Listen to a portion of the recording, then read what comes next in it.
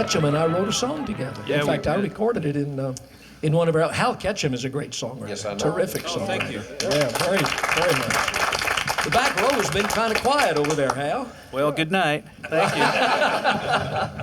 I got my due. Now I'm going home. Thank you guys very much. I'm just sitting here, just listening to this wonderful group of people that I've really come to know and love. You know, I became a member in 1994 and then was absentee for about 3 years. I got a little sick and I moved up to Chicago and kind of laid around, got better. And Ferlin was mentioning that the night I was inducted into the Opry, I chose to do Wings of a Dove, and I just happened across Ferlin Husky backstage, and I thought, well, this is obvious. And I said, Mr. Husky, would you mind joining me on stage and singing Wings of a Dove? And he said, well, son, I don't want to steal your thunder. I was taller than Hawkins was. There, right. And I said, well, then let's negotiate for the thunder, okay? Let's talk this out. I tell you what, I'll do a verse, and then I'll ask you to come out so I can at least establish myself as some kind of singer before you hit the stage. So, great compliment to me. well, brilliant. It was a brilliant night, and that's one of my favorite photographs. And that's the other thing about this, the camaraderie of this group of people. I also have to mention that I met my wife on this stage.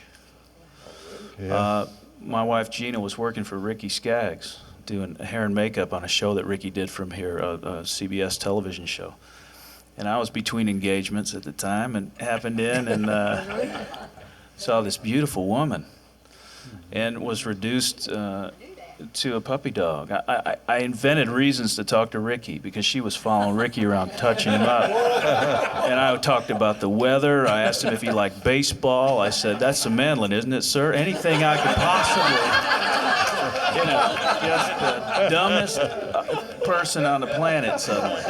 Just so I could stand by this girl, And we hit it off pretty well, and now we have a 4-year-old daughter and a 7-month-old daughter, Fanny Rose and Ruby Joy, who have also both been on this stage. Ruby Joy has slept in my guitar case backstage, and so the tradition, hopefully, the family, beautiful family tradition of this group continues through my children and other people's children as well.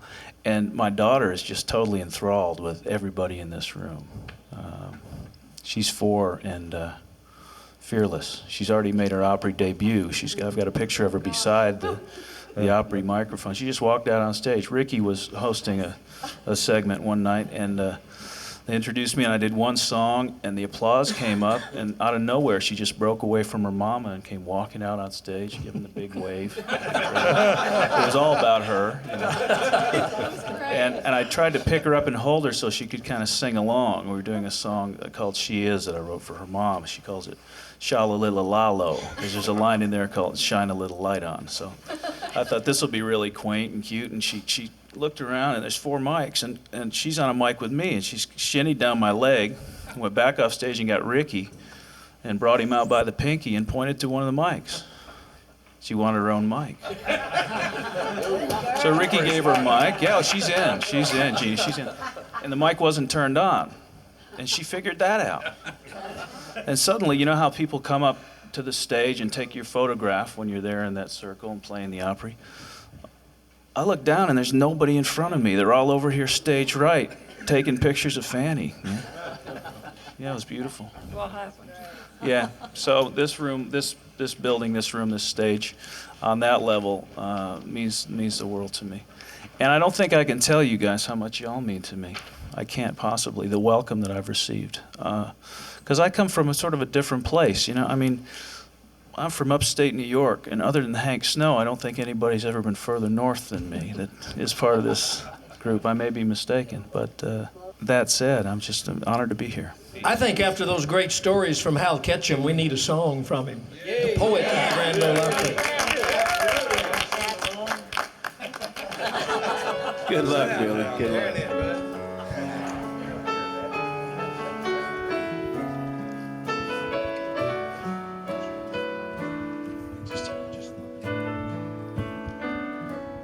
Maybe I pray too much. Maybe I'm wasting God's time, living without your touch. is driving me out of my mind. And if you could only see how much you matter to me, then maybe you would stay forever. Maybe I care too much. Maybe I push you away. Maybe I'd have my doubts if I were in your place. But if you could see inside this aching heart of mine, then maybe you would stay forever.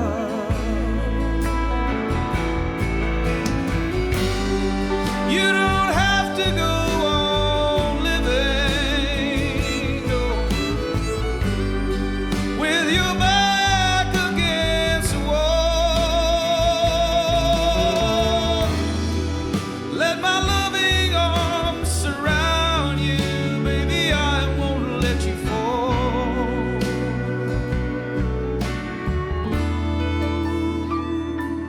If you would trust in me and this love of mine, and we'd sail an endless sea under a starry sky. And when the cold wind blows, we'll hold each other close, and maybe you will stay forever.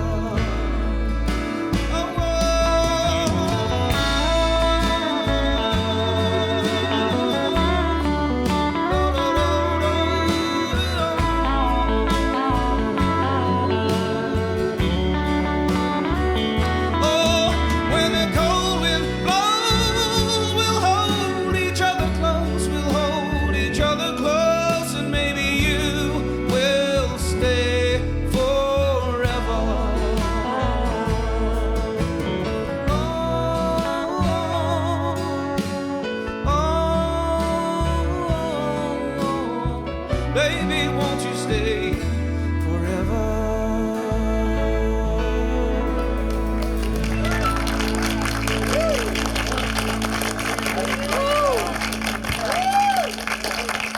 Great job, Hal.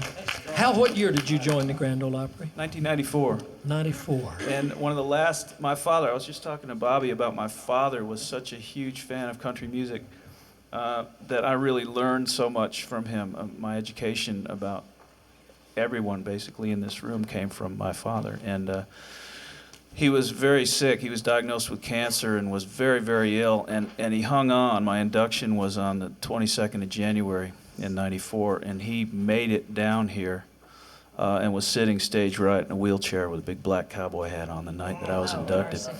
And I finally impressed my old man. Very beautiful. You also wrote, for your induction, you wrote a beautiful poem. And Thank you. sometime before this is all over, I want you to get a copy of that and share it with the rest of us. Oh, I'd love to, absolutely. Yeah, that was Thanks. very special. It's Mel one of the McDaniel's most- a new member of the Opry. I'm sorry, Jan, did I I interrupt just you? started to say Hal is one of the most beautiful voices I Oh, have Jan, ever thank you. He really does. I had the pleasure of introducing him one night on the Grand Ole Opry, and he walked out, just had a bass player in him, and I thought, I don't think this boy's gonna make it. Boy, was I fooled. He opened his mouth and started singing, I said, whoopee. It was great. Thank you. I'm dumber than a bucket of air, you know, but I can sing. Well, I am too, that's right. Well, yeah. Yeah, but air works for me. Mel McDaniel's been way too quiet back there for a guy that usually says stand up and clap and unusual. shout. I'm hearing so many wonderful stories. I don't want to say anything, you know. Don't want people to quit on me here, you know. Well, you've got an awful lot to contribute. Now, when did you join the Opry? 1986. So you were here a little before Hal. Yeah, little Jimmy Dickens, I asked him to induct me and everything, and he's a dear friend, and he was kind enough to do it, and I never will forget it. I forget what I sang even. I think Blue Jeans or whatever. Thank you, Miss Jeannie. Did you ever just come couldn't to the quit Opry when it was in the Ryman back? No, I sent a pair of my boots out before I came, though. I said, when I go to the Opry, I'm going to be in those boots, you know. But not until when I be on that stage, I'll be in those boots, you know. And sure enough, I finally did, but I never dreamed I ever would, Bill. I'm just so grateful, and such a wonderful family, and it's a rock of the country music business, you know, I'm telling you. And I'm very proud to be a member. What was it they just did for you out in your hometown in Oklahoma? They're talking about putting a sign up for me, you know, like Charlie's got. Or maybe like Johnny's got. Make it big like Johnny Russell's. Yeah, that'll work. However, just honor me if they do it. I just want my hometown people to be proud of what I've done and share it with me, you know. Well, they should be. You're from Oklahoma, but you sang one of your first hit songs about Louisiana. Yeah, that's, you know, I'll take them however they come if they're going to do that. For sure, Bill. How about sharing a little of that with us? Sure, I'd love to, man. I'm setting on go here. All right. Jimmy?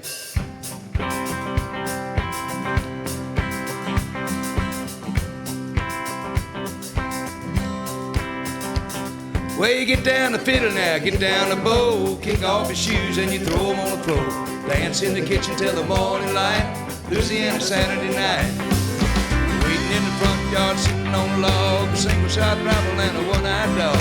Time to come my kinfolk in the moonlight, Louisiana Saturday night. Oh, get down the fiddle and get down the bow, kick off your shoes and you throw them on the floor.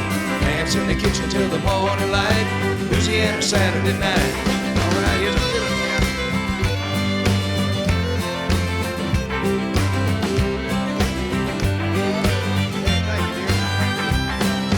My brother Bill and my other brother Jack, belly full of beer and a possum in the sack.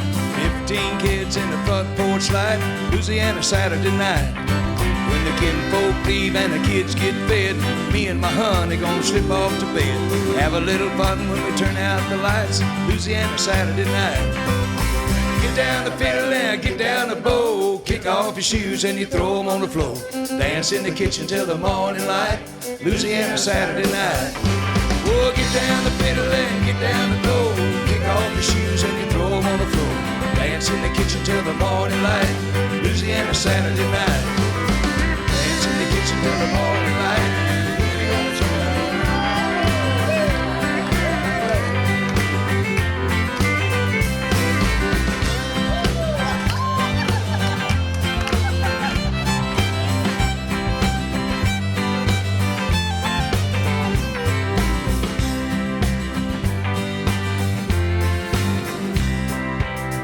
Somewhere there, Jimmy.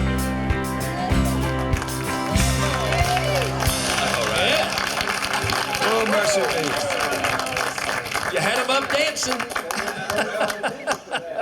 I was watching Jimmy C. Newman. You've lived a few of those Louisiana Saturday nights, hadn't you? Yes. Real hairy-legged Louisiana Saturday night. Is that speak English? Hungawa. Yeah, that was a great record that Mel had on that particular tune, and tells the story pretty much. But you know, I noticed that Miss Jeannie Shepherd went out there, and I think she thought we were doing the Cajun Stripper. The first time that I ever went on the road with him, we stopped at a restaurant to eat. Now, friends, I was greener than a gourd. And I thought, what has my mother and daddy done to me? This man is my guardian. He went over to the jukebox and put some money in it, and he started dancing right in the middle of that restaurant. And I was sitting in a booth, and I just slid under the table. I couldn't believe it. Simon done it. That was Simon. We played a few of them Louisiana places where they got the chicken wire up over the... Yeah. Do they really do that in What you call a Louisiana? safety bandstand. Is it to protect you or them? Them. If you didn't have a chicken wire on around some of the bandstands, and when you leave the place, if you do leave, you're sick. Awfully sick. They had chicken wire instead of insurance. That was insurance. Charley Pride, we took a little break a while ago, and you started singing. I think now that we're back with the tape rolling, we need to get a good song out of you. Well, okay.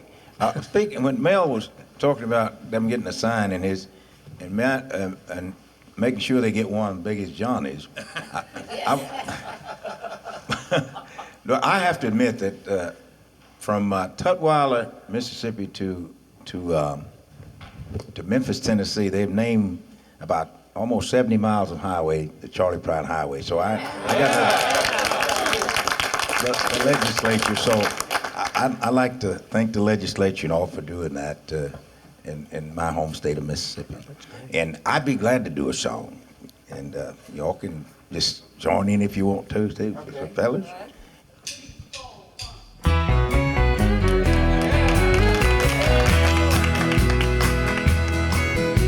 Whenever I chance to meet some old friends on the street, they wonder how does a man get to be this way.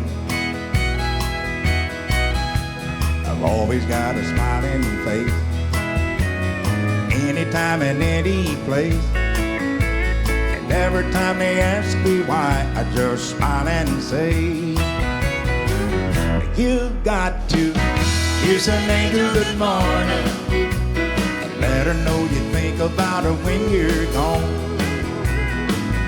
Kiss an angel good morning and love her like the devil when you get back home.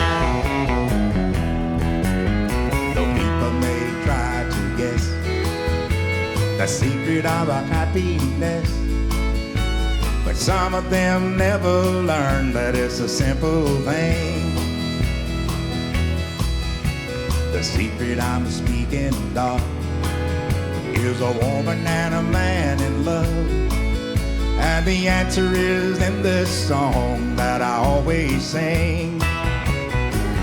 You've got to kiss an angel good morning and let her know you think about her when you're gone. Kiss an angel good morning and love her like the devil when you get back home. Kiss an angel good morning and let her know you think about her when you're gone. Kiss an angel good morning and love her like the devil when you get back home.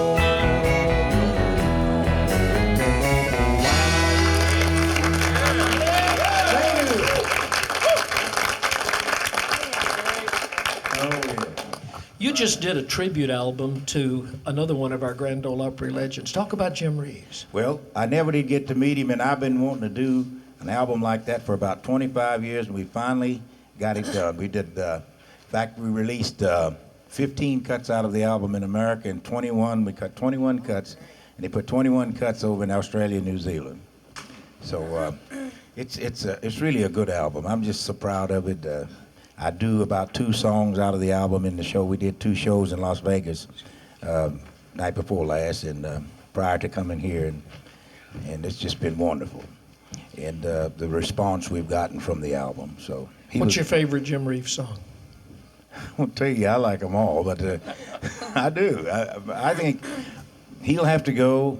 I tell you what, Charlie and I, Charlie Louvin, we were talking about, we just did one. The 3 of us were sitting here while we were on a break before we came back out to start this week, called 4 Walls. Do some of it now.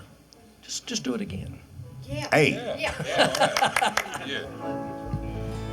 All right, I'll play. I don't play too well, but you mind, Jimmy? I don't want to mess you up. Okay. Out where the bright lights are glowing,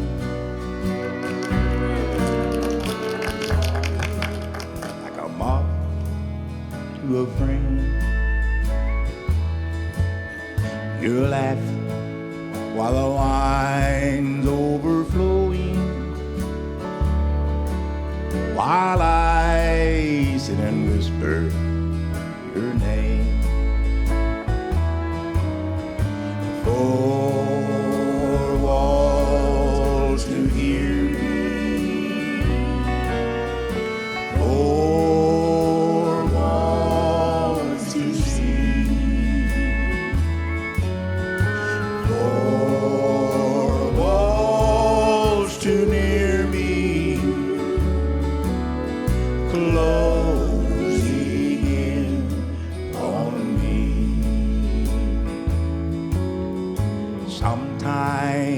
I ask why I'm waiting,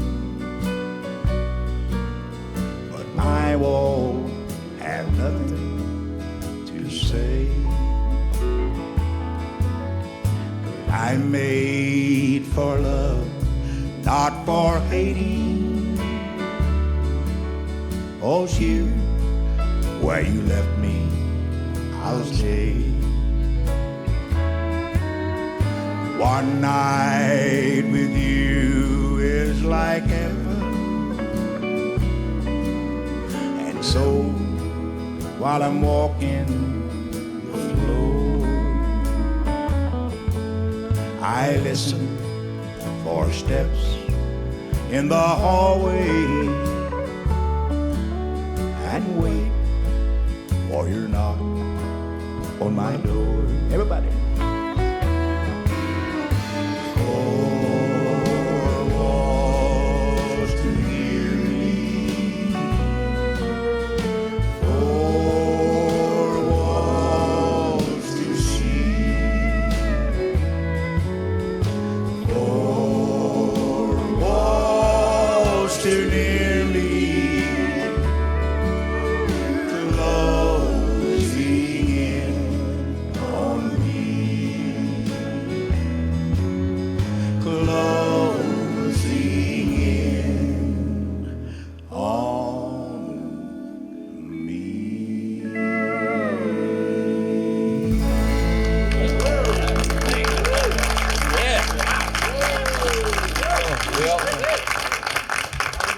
Well, let me tell you a little story. We were Jim had just recorded this and released it, and we were leaving on a USO tour for Europe, and we were going to be gone for like 6 weeks. And Jim had the opportunity to do the Jack Parr television show, the early, or the way back younger. And the Browns and all, well, let me see, it was the Browns and Dale Wood was on this, Hank Lachlan, a whole bunch of us. But anyway, Jim and the Browns got into New York early. And Jim knew that the song was being released and he was going to do it on that show that night. It had not been released yet. And he wanted the Browns, the Jordanaires were the background vocals with him whenever he recorded this. And he wanted the Browns to do those vocals with him. Well, the Browns, the harmony doesn't work. The Browns were like 3-part close harmony type thing. And they couldn't change they couldn't do block harmony like, like it takes. And we rehearsed and we rehearsed and we worked and we worked. And the longer we worked, the madder he got. Because we couldn't do it. And finally he just says, well, with it, I'll do it by myself. So he did. He went on and did the Four Walls by himself. Charlie, but whenever we got back, that he had the record had sold like 1 million copies, and RCA was very, very happy with it. And they met him at the plane and presented him with the record. Wow. Charley Pride had a pretty good harmony singer, our friend Charlie Louvin. And from all of us, Charlie, congratulations on the Louvin Brothers finally getting in the Country Music Hall of Fame. I haven't got my feet back on the ground since that happened. There's still time for them to back out, Bill. I'm waiting until I have it in my hand.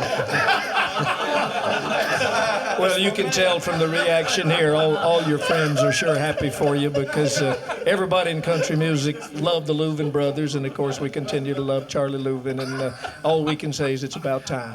Well, thank you, Bill. I'm just kind of laying low until it's actually, they could back out on you too. Bill Anderson is also going to be inducted October 4th at the Hall of Fame. And so I'll congratulate you. I didn't ever think that this would happen. I had accepted the fact, if you've just been in the business 3 or 4 months and you die, you can get in the Hall of Fame. But I didn't want to get there that way, so I've waited all these years. Yeah, I thank the good Lord for letting me hang around long enough to see it. It's great. I know you were very emotional the first time I talked with you about it because you said you just wish that Ira could be here to see it. Well, I do. I truly wish that he's the cause of it, so he should be here. But Bill called me, and then he got so the frog jumped in his throat when he was trying to congratulate me, and he never did really get to say it all, but I sure knew what he meant. In a few minutes, they announced that Bill Anderson was going to be inducted at the same time. At that time, I didn't know that. So I called him back. And I said, "You rascal, you didn't tell me that you was also going in the Hall of Fame." And he said, "That's not why I called you." So I appreciate it. Well, I grew up, as many people did, loving the great songs of the Louvin Brothers. And, of course, you've had a terrific career, since the year that Ira passed away. You've had many, many, many hit records and done extremely well. My first record being a Bill Anderson song, "I Don't Love You Anymore." Would you quit talking about me? I'm trying to talk about you. Well, I can't talk about what I've done and leave you out of it. It's kind of like Loretta Lynn talking about her career and leaving the Louvin Brothers out. You just can't do that. But I went into a session, my first single session, and I had a song called "My Book of Memories." I don't know if you ever heard it or not. But I thought I had a boy from North Carolina, and he was singing tenor, and he was very good. And in fact, we sang so good on that session, he went back home and became a preacher.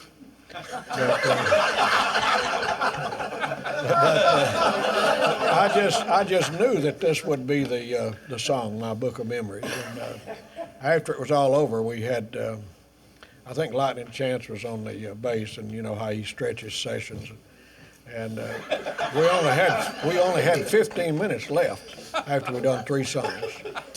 And some of the guys started packing it up. And Billy Grammer said, "I thought you had another song." I said, "I do, but we don't have time to do it." And he said, "Well, let's try it." So we ran through half of "I Don't Love You Anymore." And he said, "Okay, turn the light on." They turned the light on, and the second take was a keeper. And so that was the song of the session. It happened in about 7 minutes. And Billy Grammer played that little guitar lick on that on there. Yeah, that was his. He still brags about that. Hey, Bill, the first time I ever heard Ira and Charley, the Louvin Brothers, it was a song that it's just been embedded in my mind. He said, "Praising the righteous and the power, ready to live in paradise. I'll have a new body, praise the Lord, I'll have a new life." I don't know. That's about all Charley and I ever do together. That's about all. But that's when I met him. I told him, I said, "I remember you all used to do that out here. I always loved it." And this Charlie Walker back here, he can tell you that this is the truth. He was doing called a wagon wheel in Great Falls, Montana. And I walked up, facing the wall, feeling lonely. He jumped back like this is a song was in one of his albums.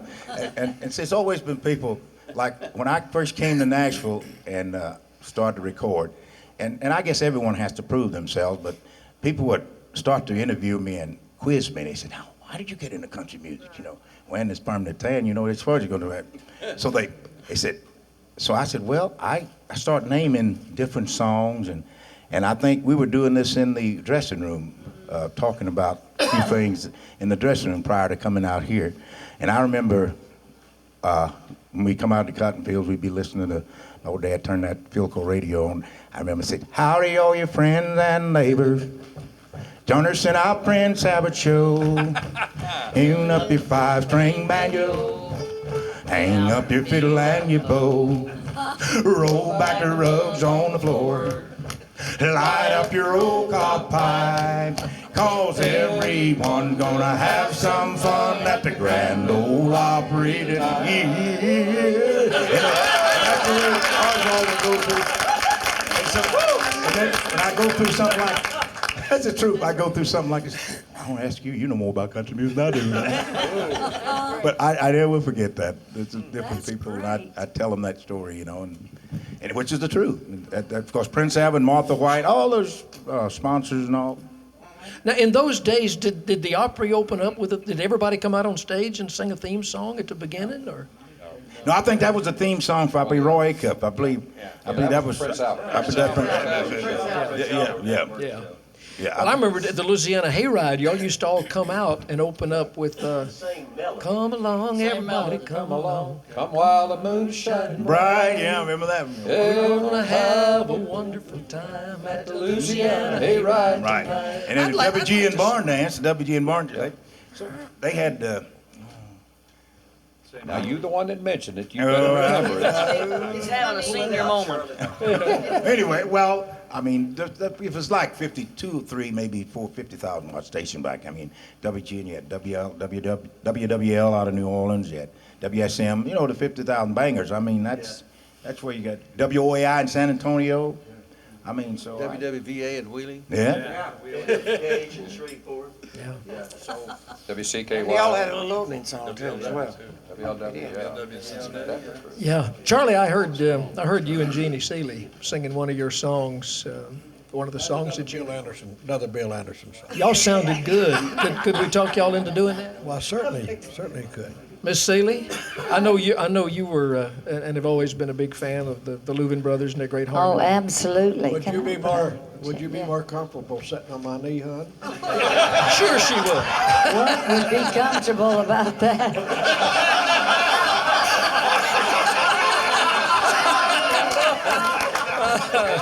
I was a big fan of yours. I didn't say I trusted you.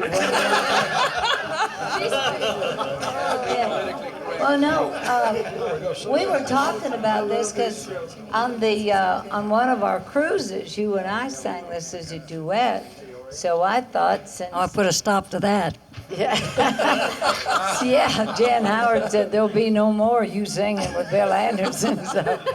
But I thought, on the night we did the tribute show for Johnny Russell, I got to sing with Charlie Louvin and Porter Wagner. And it's just one of my favorite memories. And I saw the opportunity today to sing with two of the new members of the Country Music Hall of Fame. Yeah. I don't want to say I'd take advantage of the moment, but I'll take advantage of this moment if y'all let me. So can we do it? You sing the verse. All right.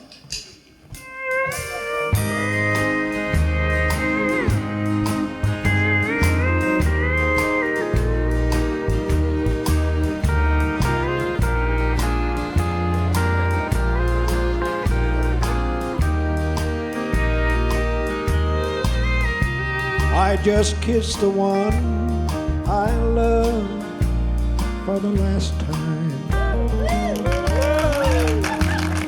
Never have her soft lips been so sweet. Now she's gone away and won't be back. Don't ever think I'll go somewhere, cry myself to sleep. I'll go somewhere and cry myself to sleep. Not because I'm sad, but because I'm weak. I can't stand the thought of life alone without her. Think I'll go somewhere and cry myself to sleep.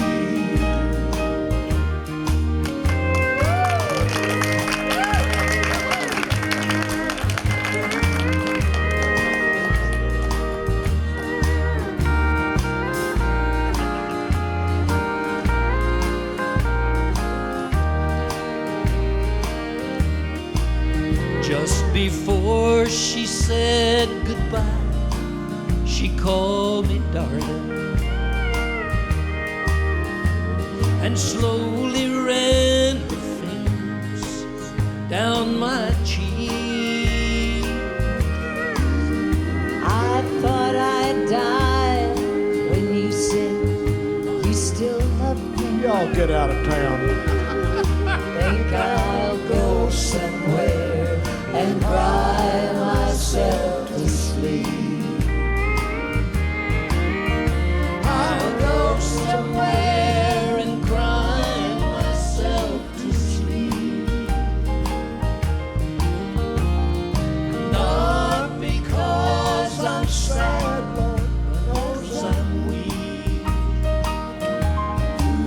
But I can't stand the thought of life alone without her.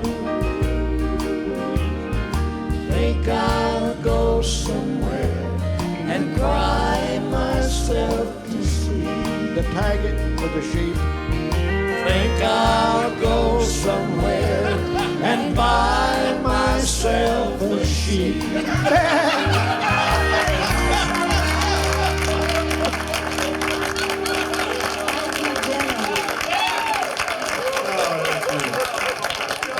Thank you, Don Bowman, wherever you are. That was his version of it.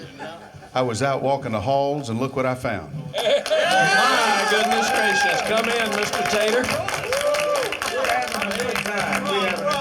You've missed a lot of fun, but we're going to have a lot more. I do. It's nice to be here. Did you not get the memo that this started earlier in the day? I got it last week, but it's a week old, and I don't remember anything over 2 days. Well, I'm glad you got in the little red truck and came down here. Well, I'm happy to be here, and I would sit down, but everybody here thinks I'm sitting down now. Have a seat. The great little Jimmy Dickens. All right, now the party can start.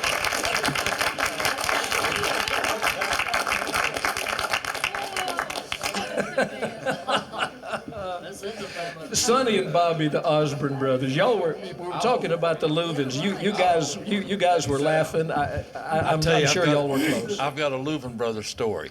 I've got a Louvin. Oh, in 1957, they decided to go to Wheeling to work for a while.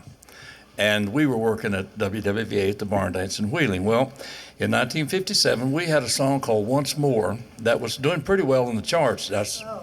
It did pretty well. Oh, yeah. Hello? Oh, yeah, it was before Acuff did it, yeah. And I think he got to number 11 or something like that, and we didn't know what to do. We just stand around looking at it. Boy, look at that. Now I'd be sinking $100,000 into it, But of course, $100 would have been more likely at that time. Anyway, the Louvin Brothers became disenchanted with WWVA and the Barn Dance. Yeah. And so Once More was out and doing pretty well. Well, they liked Once More a lot, and they liked us, and we liked them a lot. So we just kind of was inseparable there for a while.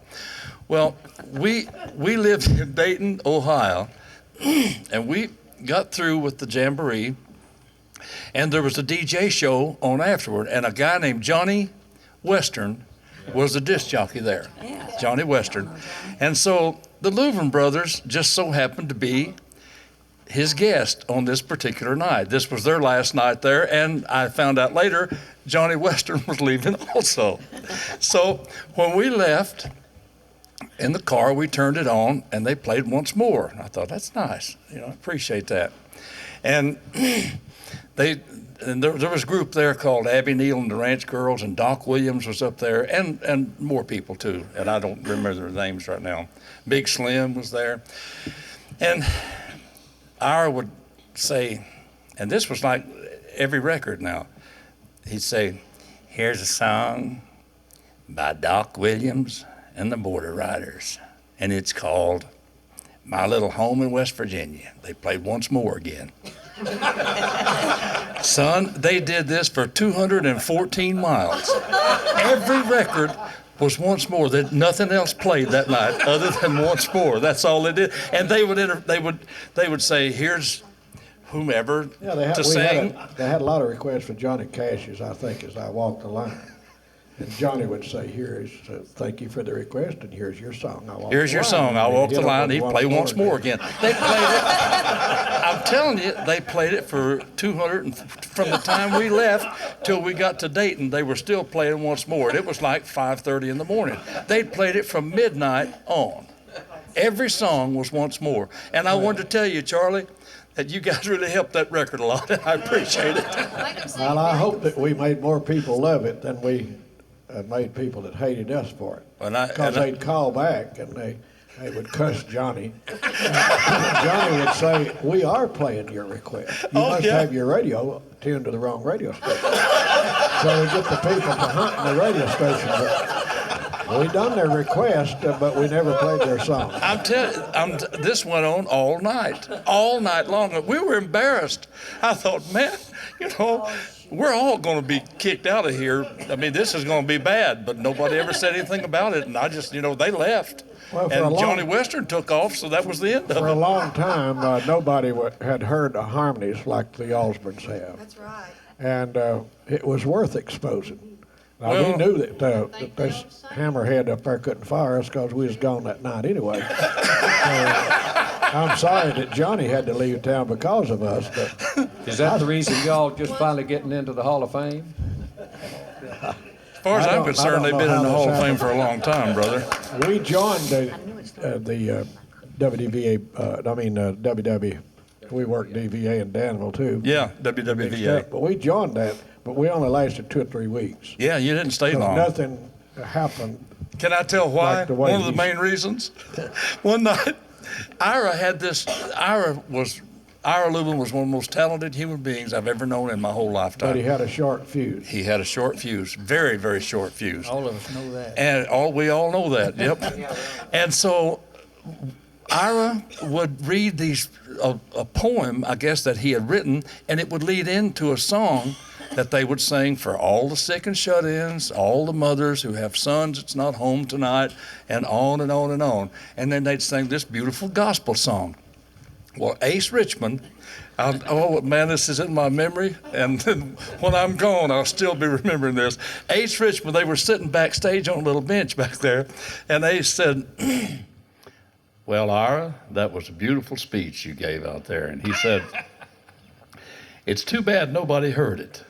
And Ira said, "What?" And he said, "It's too bad nobody heard it because there's a football game on WWVA right now." And son, you could see Ira's face turn every color in the rainbow.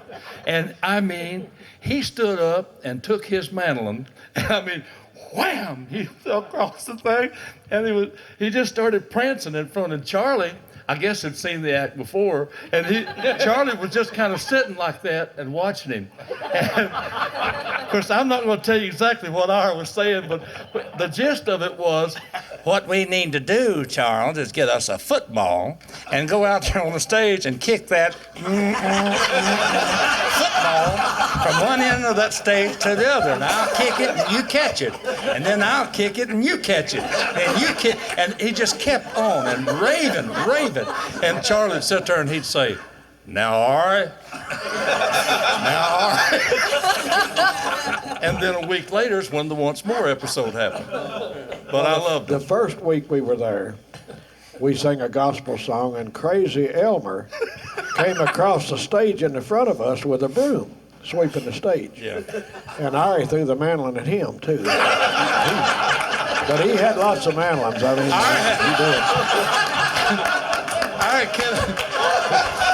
Well, I mean, Ari didn't feel like we was putting the kind of stuff out that needed sweeping off of the stage, and it really got to him. He told Elmer he'd break his neck if he ever even came on the stage. Yeah, yes, sir. When we was on again. Boy, Ira Louvin was such a genius. He had a mandolin that was broken, and I won't say how this one was broken, but this mandolin was busted real bad, like Bill Monroe's mandolin was at one point. And he picked up every splinter of that, every little piece of that mandolin, every little splinter he could find, and put it back together again. And I'll swear to you, you couldn't tell where the mandolin had been broken. I mean, it was just demoralizing. I don't want to stretch this conversation too long and cheat the Osbornes out of their song, but Jimmy Dickens sitting right close by me, and he was one of the recipients of one of the Bartlesville, Oklahoma. It was on, I think it was on New Year's Eve, and we were supposed to do a show and then sing for the dance. Well, we got out there, and I think we did 2 songs. Ari's mandolin got out of tune, and he threw it back, stomped it. He left the stage, and me and Did you notice Jimmy how quick Capps- you said threw it back, stomped And it? me and Jimmy Capps is going to have to finish this part of the show. Jim's sitting back here. I'll figure him in on this. But anyway, when it was over, Ari was back in the dressing room, and the Dickens was back there. And Dickens picked up the mandolin and propped it on one of these steam heaters and propped it up, and he told Ari, if you'll stomp it right here, I believe you can break that neck. That's the only... But that is the only part of the mandolin he hadn't broken yet. Was the neck. He came in the dressing room. He came in the dressing room and threw it across the room. Yeah. And I said, well, if I didn't think anything more of an instrument than that, I'd stomp it. And I picked it up and set it against that register. And I said, I think if you tried real hard, you could break the neck out of it. And he did. But in that same conversation, Ari was really teed off, and he said, just give me my money, I'm going home. And this is like, 5 days into a 3-week tour. Yeah. I said, you ain't going to get a penny until the tour's over. And Dickens slapped his hip, jerked out his wallet, and he said, I'll give you the money. How much would it cost you to fly home? and Jim said, I know a boy that you can hire. I said, Charlie, don't worry about it. He said, because you can get Roger Miller for $25 a day. Anyway, he talked Ari out of leaving the tour right there with his... Dickens is one of the best reverse psychology people in the world, you know. I think on the way to the motel that night, Ari was still mad at Dickens and drew his little pistol on him. He had a little 5-shot 22 with a barrel about an inch long, same one he got shot with.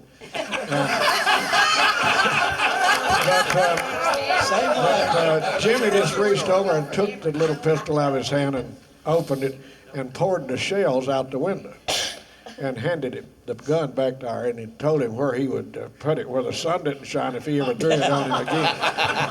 But that was on that same trip coming back. I'll tell this in defense of Jim Capps.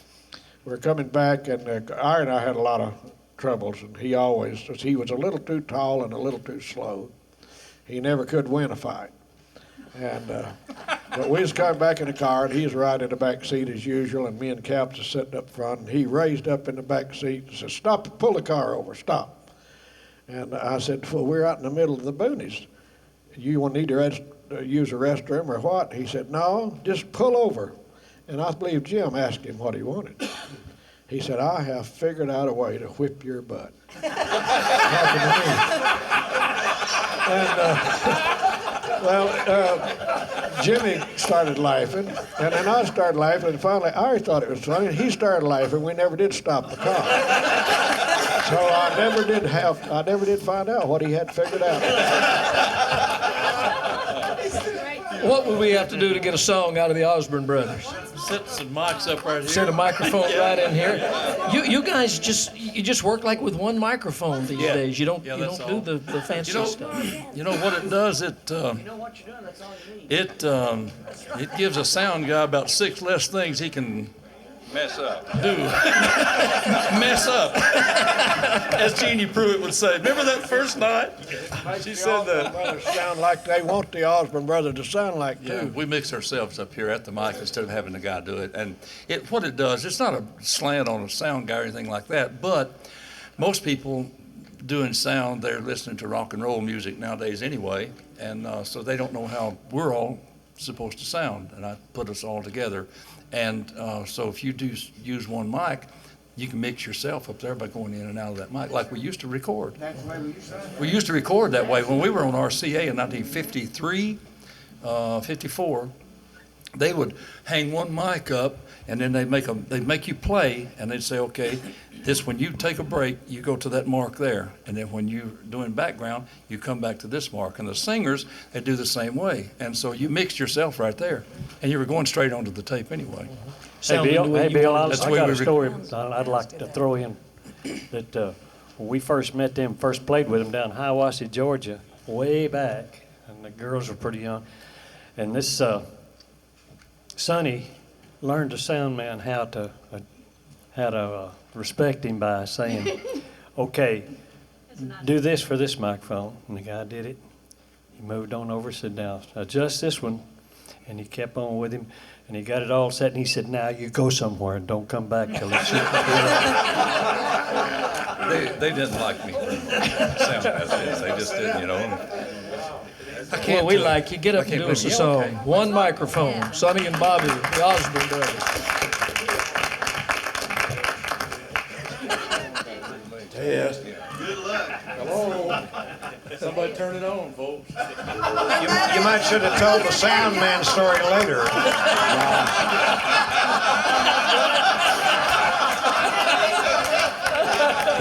He'll turn it on. He values his job. We also want to bring forth our guys that plays bass with us and sings with us. And this guy's name is Terry Smith. And this song came from Boudleaux and Felice Bryant. And it really changed our lives completely. And I think it changed the whole face of bluegrass music around. And it put it into a place where that it should have been a long time ago, where Lester and Earl tried to do it and did mostly, but they're the only ones. So this song really helped us out. Dear Old Rocky. And y'all are welcome to sing with us. Okay. On the choruses, if you kindly leave the verses to us.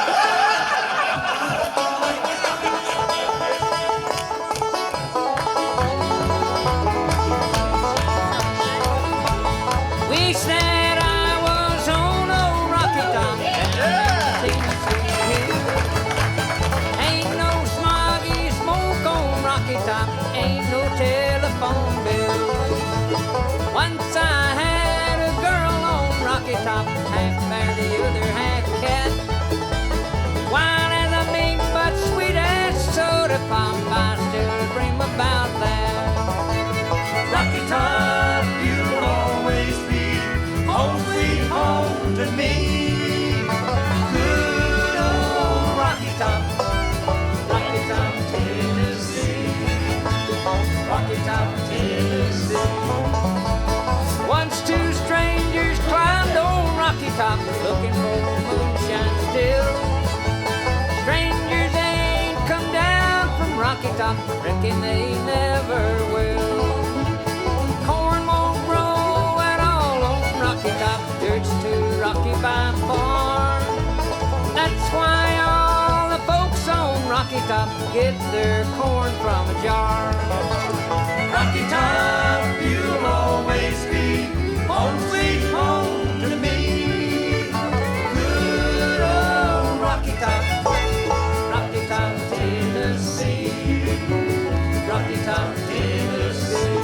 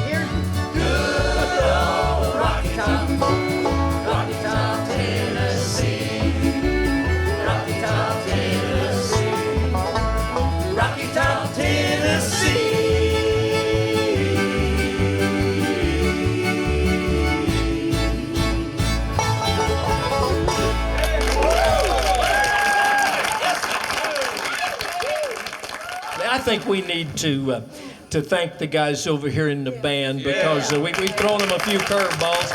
Mike Johnson on the steel guitar, Les Singer on the rhythm guitar, Glenn Duncan on the fiddle, Randy Hardison on the drums, Jimmy Cap on the electric lead guitar, Dirk Johnson on the piano, and Billy Linneman on the bass. Yeah. Great job, guys. The 18th.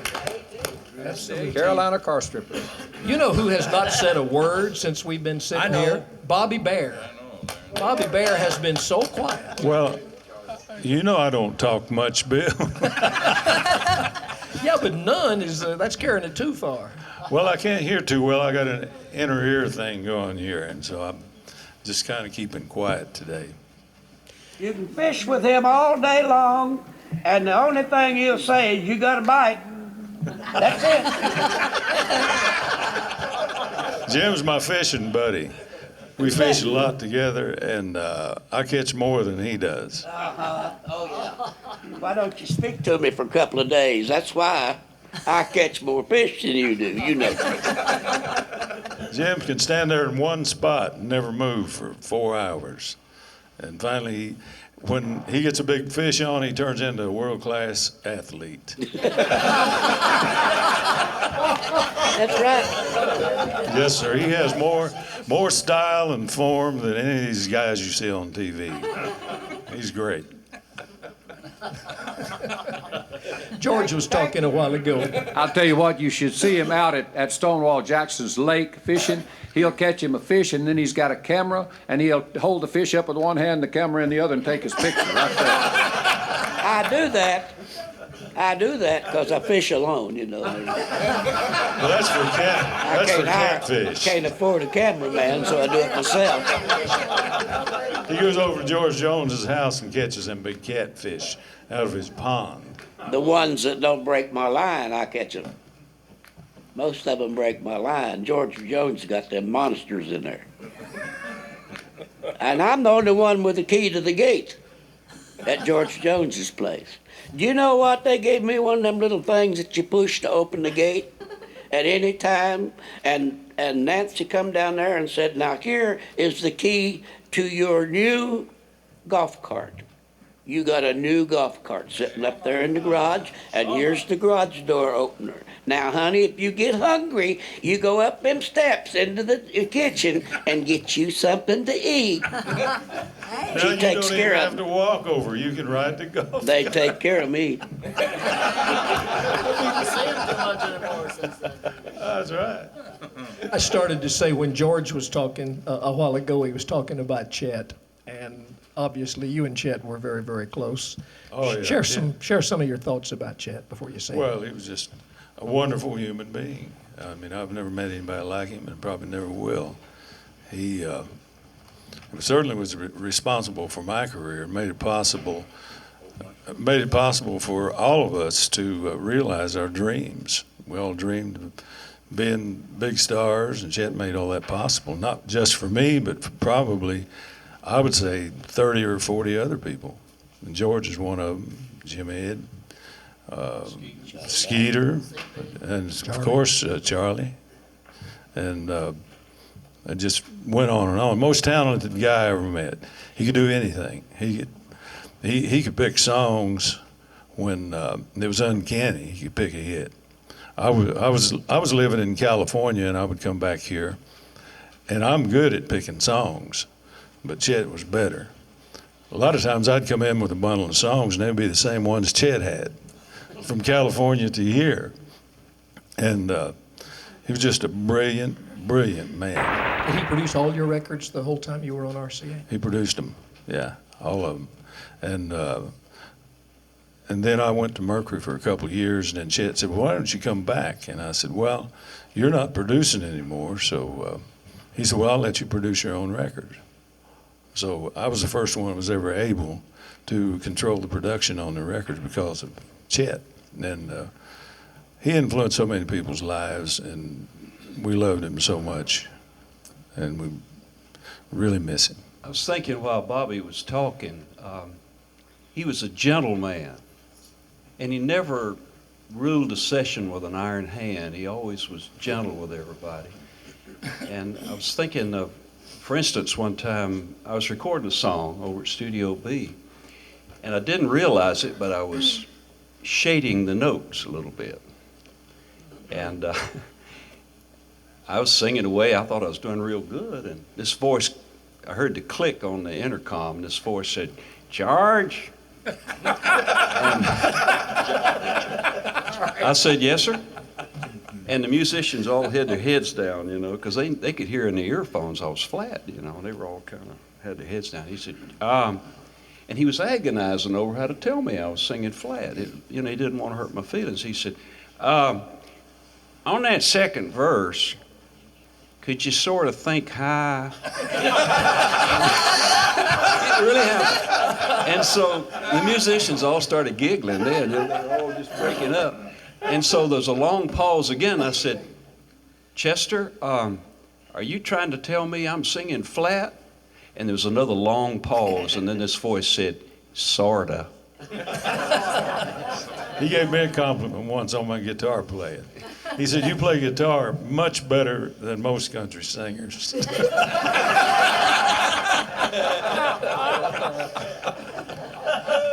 You know, Chet and I and Jim Reeves and the Nita Kerr singers were the very first people to go to the European market and play for the people, other than USO tours. And we did every major opera house and venue in Europe, in every town. And they televised all the shows and made big stars out of all of us. Jim Reeves and I were pretty big stars over there then, because we were coming off of big hits that they considered other than country.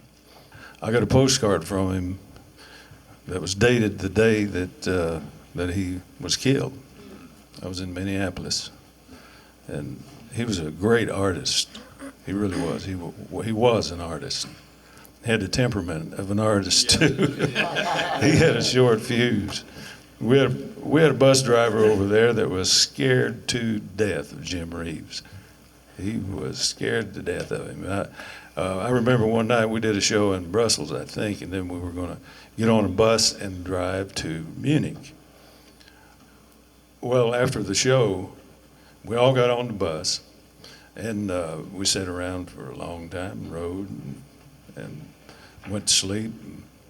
But the bus driver got lost, and he was afraid to tell anybody that he was lost. And he drove us around Brussels all night long. Everybody woke up and thought, well, we should be in Munich by now. And we were still in Brussels. We had to catch an airplane to Munich. But what were we talking about? Talking about Jim Reeves. Talking about me not talking much. Well, obviously, Jim must have gotten upset at that. That's what you were talking about. I don't know. The bus driver just ran. Bobby, how about a song? I'd love to. I think the one we got down is the ultimate cheating song, Bill. It's you know the guy did it once, but you never know, even after the song's over, if he ever went back for what we call seconds. It's called Margie's at the Lincoln Park Inn. My name's in the paper where I took the Boy Scouts to hide.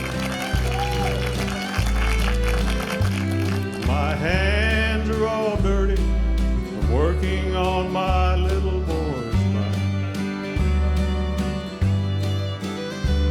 The preacher came by, I talked for a minute with him.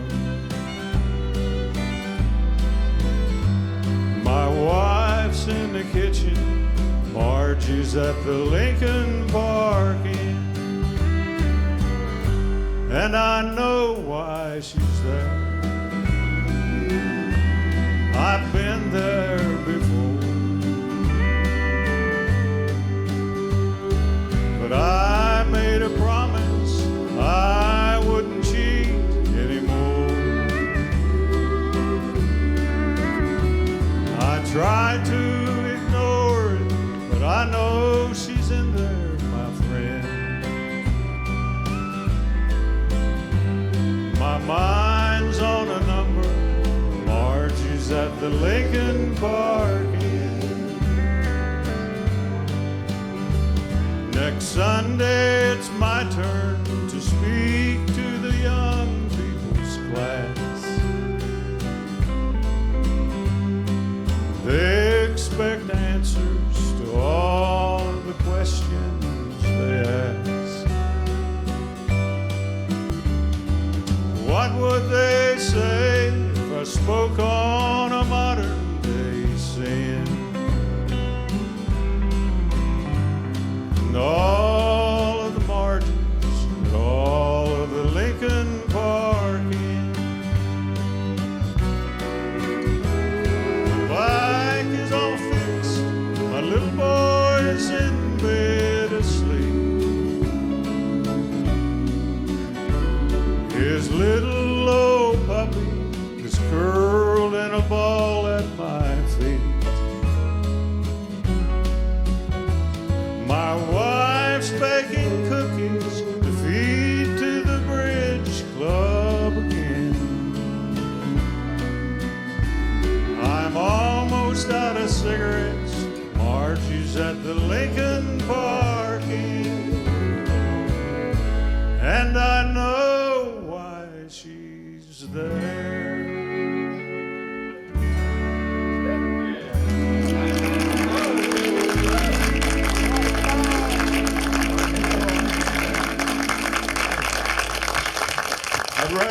I'd rather believe that he got a pack of cigarettes and went straight home to his wife and kids. Great song. Tom T. Hall wrote that? Yes. Tom T. Hall wrote that, and Really? my wife said, "Bobby, you sound really believable on it." I said, "Well, Tom T. Hall wrote it." And Tom T.'s wife said, "Tom, what'd you write that song about?" And he said, "Oh, I just wrote that for Bear." Oh, it's well written. Well written song. Mandy Barnett, probably the youngest one in our circle here. Are you soaking all this up like a sponge, Mandy? I sure am. I'm taking it all in. I'm really enjoying myself, and I just like to say that every one of you are a real inspiration to me. You always have been, and you always will be. I grew up listening to the Grand Ole Opry, and it was always my dream to play the Opry. And I feel so fortunate to be on as much as I am. Go ahead. No, I was just going to say, and I'm sorry, I don't mean to interrupt you, but George Hamilton was talking earlier about Ernest Tubb opening some doors for him. I think George Hamilton opened some doors for Mandy Barnett, didn't he? He sure did. I was scheduled to be on the Midnight Jamboree, and Justin Tubb was sick that night, and George was filling in for him, and he introduced me and got up and sang a couple of songs, and just gave me a really, really nice build-up and said a lot of nice things about me and said, if there are any producers out there tonight listening, call in. So lo and behold, Billy Strange called in. And I ended up working with Billy for a couple of years, and then that led to a deal with Capitol Records later on. How does it make you feel to be back here at the Ryman, on the stage where you played Patsy Cline and always Patsy Cline for many, many performances? I feel very much at home here. I really do. I mean, we did 6 months in 1994 and 6 months in 95 and have done a couple of runs since then. So it just really feels like home. And it was an honor to play there. And it was an honor to play Patsy Cline. And, of course, I was scared to death, just the combination of being here and having such big shoes to fill. Before you played her part, did you go around and talk to some of the people here and try to find out more things about Patsy than maybe you had known? Yes, I did. I went to the Grand Ole Opry and I talked to a few people, and Porter Wagner actually gave me a makeup tip or two. I think it was something with eyebrows. And how he knew, I don't know. But anyway, I read a couple of books. I read a couple of books on Patsy and had met Charley, early on. I actually met him at the Ernest Tubb record shop that night, and just learned that way. You know, the weirdest part of that story that she's just telling, she was, 12 when you did the Ernest Tubb show? And I thought she was great, but I completely forgot about it, and then several years later, my wife and I and John D. Loudermilk and his wife bought tickets to come to see Mandy Barnett starring in the Patsy Cline show here at the Ryman. We sat right down there on the bench. And I thought it was the first time I'd ever seen Mandy Barnett, and I said, boy, this gal's really something, man. She's amazing. And then a few days later, there's an interview with you in the newspaper, and you mentioned that story about the Ernest Tubb record shop. I didn't even realize it was the same girl. Well, that was like my first big break, I didn't even remember. It's amazing. Well, I met Mandy backstage at the Opry. I think I think probably it was the first time you were on the Opry before Always Patsy Cline opened here, I think. And when I walked in the dressing room, Mandy had on the wig and the cowgirl outfit like Patsy wore, and I did a double take real quick because I swear it was like looking at Patsy standing there.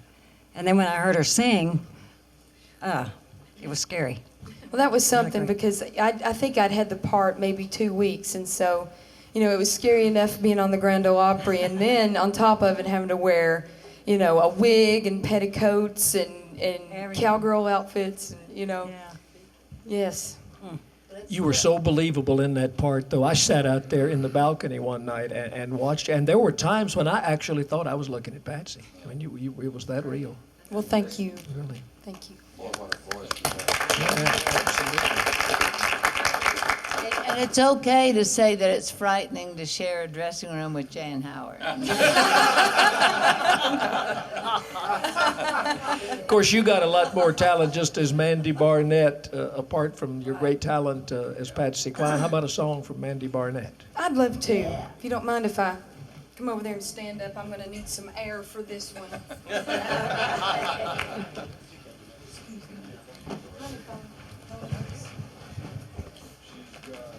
Well, you'll be standing next to Sonny Osborne. There's a lot of air right over there.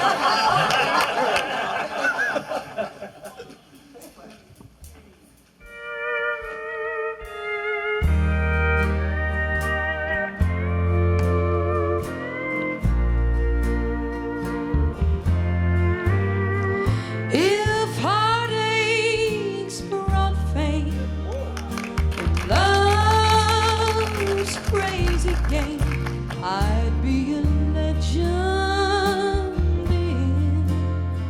in my time.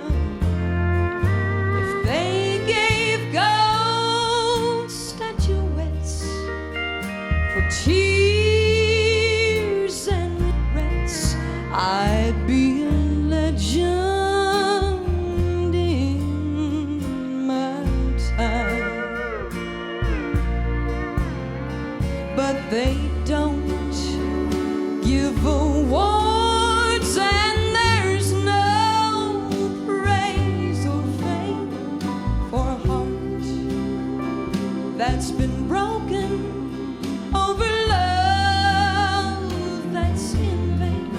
If loneliness meant a world acclaim, everyone would know my name. I'd be a legend in my time.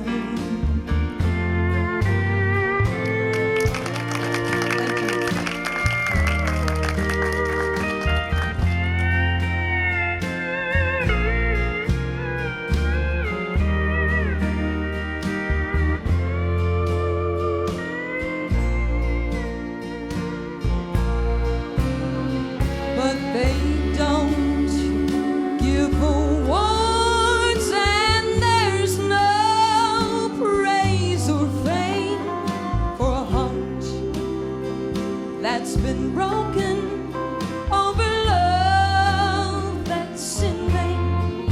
If loneliness meant world acclaim, everyone would know my name. I'd be a legend in my time.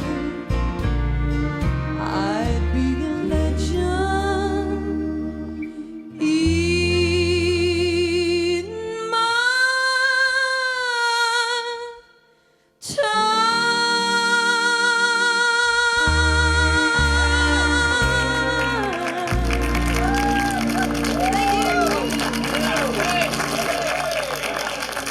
That song has been sung. I'd like to nominate her as the next member of the Grand Ole Opry.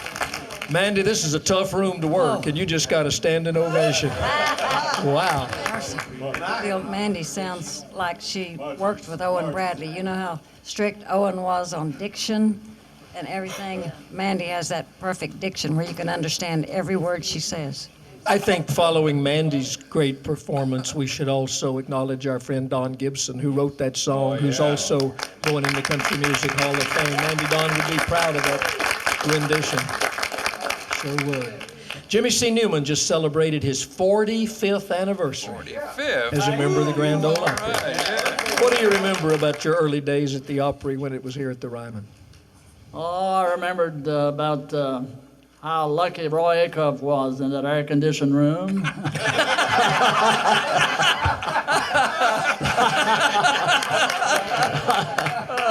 I shouldn't have said it like that, but it was such a thrill, you know. It was an unusual situation for a Cajun. You've heard the expression that when you're young, you do certain things because you didn't know it couldn't be done. I came here with a lot of handicaps from South Louisiana to the Grand Ole Opry. But may I say that I came to the Grand Ole Opry. I didn't make it just by myself. I had a lot of help from a lot of friends that did that time. And because a lot of friends that I still have, I'm still here after 45 years.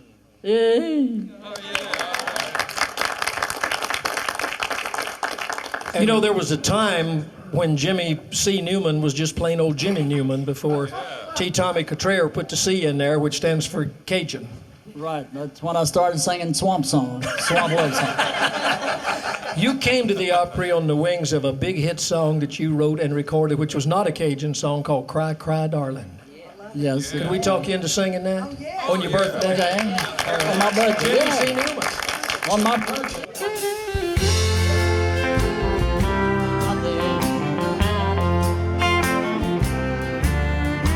Cry, cry, darling. That's what I do if you leave me with the blues. Cry, cry, darling. That's all I do. If it's you, I should lose. For me, there'd be no sunshine if ever we should part. Cry, cry, darling. That's all I do, 'cause you're the one that's in my heart. Yeah.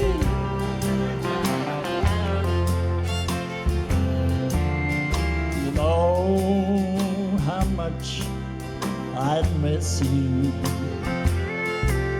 if ever we should part.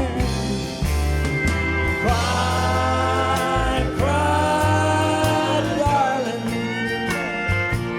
That's all I do, 'cause you're the one that's in my heart. Thank you all. It's great to have such great help. Honestly and truly, I've not been sick, but I've sort of got a cold, and I appreciate the help. Otherwise, I wouldn't have been able to. I still can hit those notes sometimes, but it's a long story, so let me go sit and like that. Thank you all. I appreciate the help. What a cold background I have.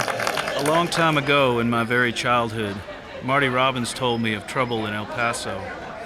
I was in the kitchen. I remember it was wintertime. Summer was for play, winter for reflection. More time underfoot, more time to listen. The snow piled up, and the little house rumbled and shook. Ray Charles was busted. Buck and the Buckaroos had a tiger by the tail. Patsy Cline descended like an angel on a staircase of strings. I loaded 16 tons with Ernie Ford and studied the written word with Roger Miller. My father brought these people home one by one, and they all stayed. They told me even then that I was welcome. They knew I understood. 1,000 souls and singers have beckoned me to this place. And though some would say I've come a long way, I would simply say tonight that I arrive. Thank you.